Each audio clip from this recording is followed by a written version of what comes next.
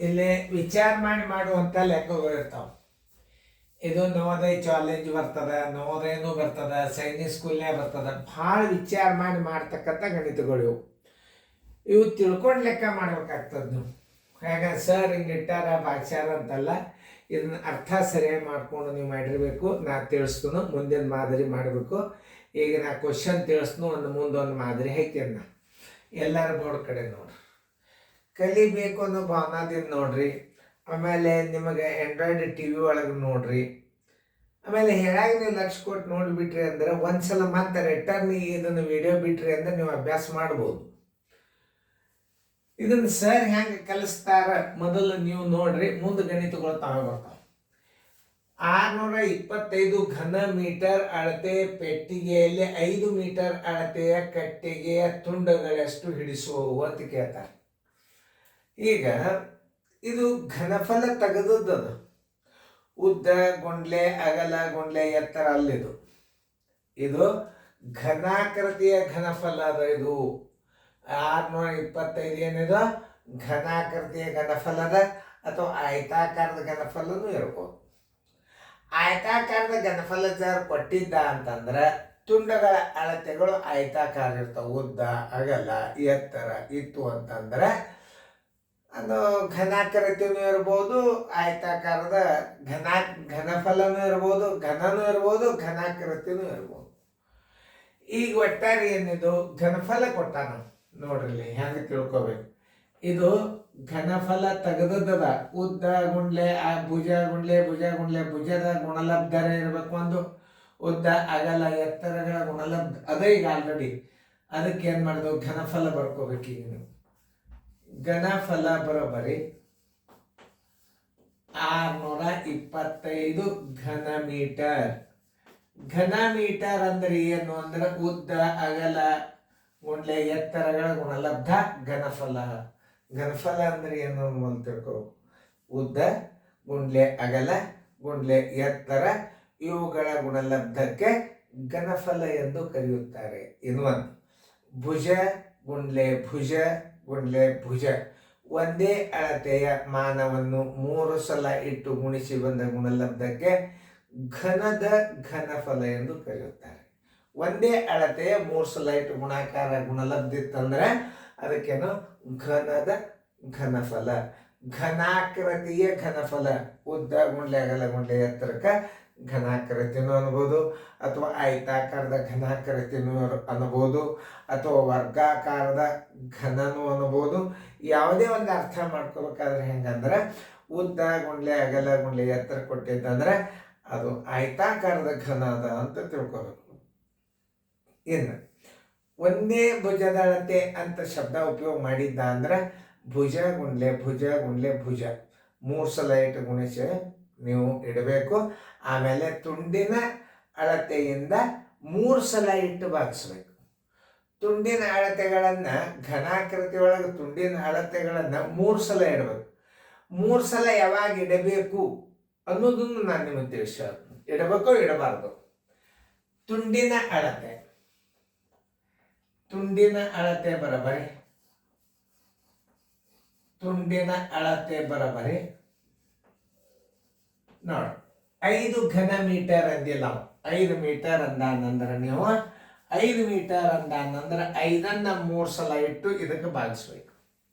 ಅಂದ್ರೆ ಏನ್ ಬರ್ತದೆ, ತುಂಡುಗಳ ಸಂಖ್ಯೆ ಬರ್ತದೆ. ತುಂಡುಗಳ ಸಂಖ್ಯೆ ಬರಬರಿ ಎಷ್ಟು? ತುಂಡುಗಳ ಸಂಖ್ಯೆ ಬರಬರಿ ಎಷ್ಟು? ತುಂಡುಗಳ ಸಂಖ್ಯೆ ಬರಬರಿ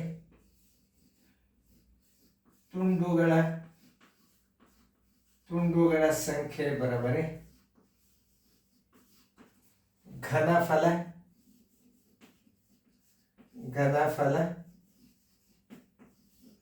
ಸರ್ವಾಸವಾಗಲೇ ತುಂಡಿನ ಘನಫಲ ತಕ್ಕೋಬೇಕು ನೀವು.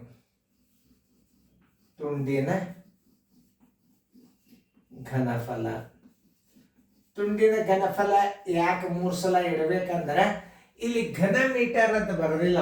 ಆದ್ದರಿಂದ 625 ಸರ್ವಾಸವಾಗಲೇ 5 ಗುಂಡ್ಲೆ 5 ನೋಡಿ. ಭುಜ ಗುಂಡ್ಲೆ ಭುಜ ಗುಂಡ್ಲೆ ಭುಜ. ಇಷ್ಟು ನೀವು ತಿಳ್ಕೊಂಡು ಬಿಟ್ರಿ ಅಂದ್ರೆ ಮುಂದಿನ ಲೆಕ್ಕ ಕುಣದಾಡ್ಕೊತ ಮಾಡಲೇಬೇಕು ನೀವು. ಇದನ್ನ ಸರಿಯಾಗಿ ಅರ್ಥ ಮಾಡ್ಕೋಬೇಕು. ಹೆಂಗೆ ಲೆಕ್ಕ ಸರ್ ತಿಳಿಸ್ತಾರ, ಆ ಗಣಿತಗಳನ್ನ ಸರಿಯಾಗಿ ತಿಳ್ಕೊಂಡ್ಬಿಟ್ರೆ ಮುಗೋದು. ಇದನ್ನ 3 ಸಲ ಯಾಕೆ ಇಟ್ಟಿವು? ಇಲ್ಲಿ ಘನ ಮೀಟರ್ ಅಂತ ಬರೋದಿಲ್ಲ. ಇದನ್ನ ಘನ ಮೀಟರ್ ಬರ್ದಾದ್ಮೇಲೆ ಒಂದೇ ಸಲ ಇಟ್ಬಿಟ್ಟಿವಿ ನಾವು. ಘನ ಮೀಟರ್ ಅಂತ ಬರ್ದಿದ್ದ ಅದನ್ನ ಒಂದೇ ಸಲ ಇಟ್ಟು ಬಿಡ್ಬೇಕು ನೀವು. ಅದನ್ನ 3 ಸಲ ಇಡಬಾರ್ದು. 625 625 625 ಇಡ್ಲಿಕ್ಕೆ ಹೋಗ್ಬಾರ್ದು. ಯಾಕೆ? ಅದಕ್ಕೆ ಏನ್ ಶಬ್ದ? ಅದು ಘನಾಕೃತಿ ಘನಫಲ ಕೊಟ್ಬಿಟ್ಟ. ನಾವು ಘನದ ಘನಫಲ ಸರ್ವಾಸವಾಗಲೇ ತುಂಡಿನ ಘನಫಲ. ತುಂಡಿನ ಘನಫಲ ನಾವು ಯಾಕೆ ತಕ್ಕೋಬೇಕಾಯ್ತು? ಇಲ್ಲಿ ಘನ ಮೀಟರ್ ಅಂತ ಬರ್ದಿಲ್ಲ. ಅದಕ್ಕೆ ನೀವು 5 ಗುಂಡ್ಲೆ 5 ಗುಂಡ್ಲೆ 5. ಈಗ ನೋಡಿ, 5 ಒಂದಲೆ 5 ಒಂದಲೆ 5 ಎರಡ್ಲೆ 5 ಐದ್ಲೆ 5 ಒಂದಲೆ 5 ಎರಡಲೆ 5 ಐದ್ಲೆ 5 ಒಂದಲೆ 5 ಐದ್ಲೆ. ಎಷ್ಟಾದ ತುಂಡುಗಳು? 5 ತುಂಡುಗಳು. ಆನ್ಸರ್ 5 ತುಂಡುಗಳು.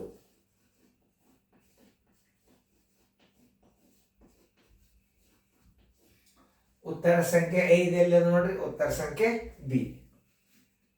ಒಂದು ಮಾದರಿ ಕೊಟ್ಟು ಅದನ್ನು ನೀವು ಮಾಡ್ರಿ ಸೇಮ್ ಇದೆ ಘನಫಲ. ಹಿಂಗೆ ಹಚ್ಚೋದು. ರೀತಿಗಳನ್ನ ಸರಿಯಾಗಿ ಹಚ್ಕೊಳ್ಳೋದು ಕಲಿಬೇಕು ಮೊದಲು, ಅಂದ್ರೆ ಗಣಿತ ತಿಳಿತಾವ. ಸುಮ್ಮನೆ ಮ್ಯಾಲೆ ಇಟ್ಟಾರ, ಗುಣಾಕಾರ ಮಾಡ್ಯಾರ, ಗುಣಸ್ಯಾರ, ಭಾಗ್ಸ್ಯಾರ ಅಂತ ತಿಳ್ಕೊಂಡು ಗಣಿತಗಳನ್ನ ಮಾಡಬಾರದು. ತಿಳ್ಕೊಂಡು ಗಣಿತ ಮಾಡ್ರಿ. ನಾ ಹೆಂಗೆ ಸಂಗತಿಗಳನ್ನ ಹಚ್ಚಿನಲ್ಲ ಹಿಂಗೆ ಸಂಗತಿಗಳನ್ನ ಹಚ್ಚಿ ನೀವು ಲೆಕ್ಕ ಮಾಡ್ರಿ. ವಿಡಿಯೋ ಆನ್ ಮಾಡ್ರಿ. ನೀವು ಮಾಡೋದಾಗ್ಯದ ಅಂತ ತಿಳ್ಕೊಂಡ ನಾನು.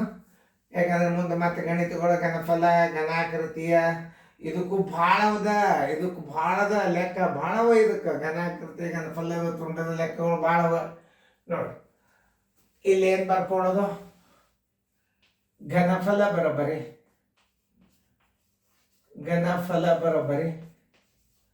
1728 ಘನ ಮೀಟರ್.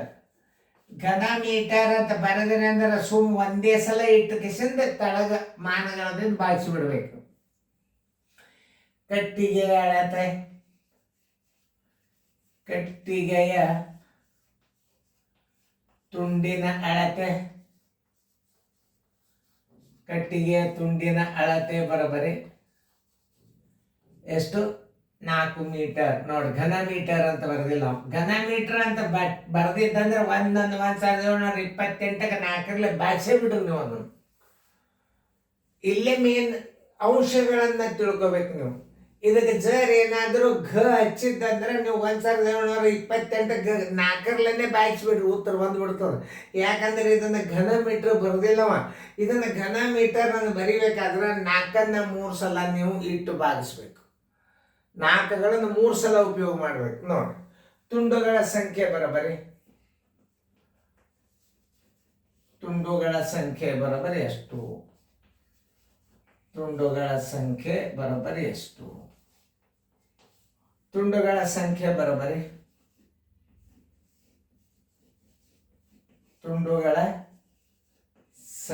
ಬರೋಬ್ಬರಿ ಘನಫಲ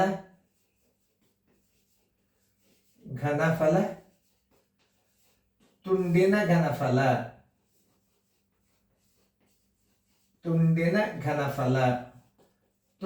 ಘನಫಲ ಬರ್ಬೇಕಾದ್ರೆ ನಾವು ಏನ್ ಮಾಡ್ಬೇಕು? ಆ ಅಳತೆಯನ್ನು 3 ಸಲ ಇಟ್ಟು ನಾವು ಏನ್ ಮಾಡ್ಬೇಕು?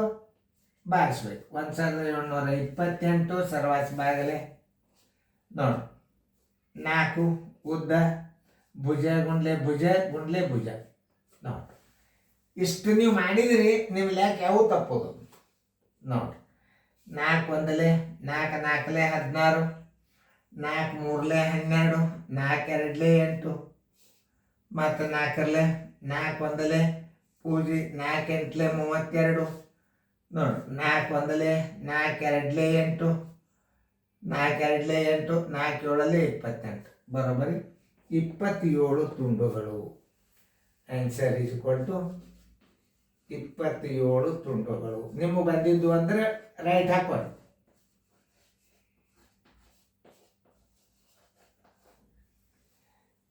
27 ತುಂಡುಗಳು. 27 ತುಂಡುಗಳು ಎಲ್ಲದು ಉತ್ತರ ಸಂಖ್ಯೆ ಬಿ. ನೋಡ್ರಿ, ನಾ ಹೆಂಗ ಮಾಡಿ ನಾನು ಸರಿಯಾಗಿ ತಿಳ್ಕೊಂಡ್ರೆ ನೆನ್ಪಿಟ್ಕೊಂಡ್ರಿ ಅಂತಂದ್ರೆ ಮುಂದಿನ ಗಣಿತಗಳು ತಾವೇ ಬಂದು ಬಿಡ್ತಾವ.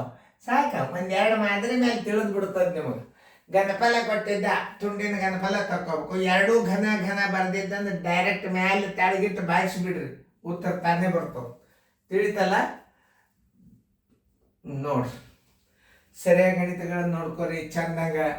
ಇದನ್ನು ಹಾಗೆ ನೀವು ಎಲ್ಲ ನಿಮ್ಮ ಫ್ರೆಂಡ್ಸ್ ಎಲ್ಲರಿಗೂ ಗಣಿತಗಳನ್ನ ಕಳಿಸ್ರಿ. ಎಲ್ಲರೂ ನೋಡ್ರಿ.